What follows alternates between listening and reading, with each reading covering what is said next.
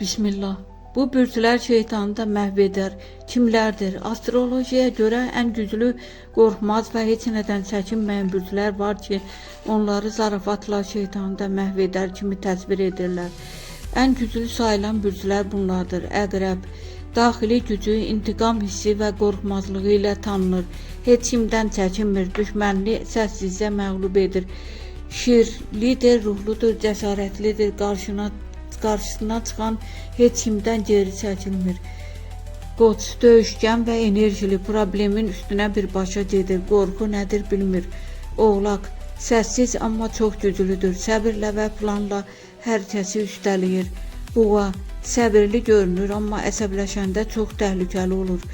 Qətiyyətli və geri addım atmayan bürcdür.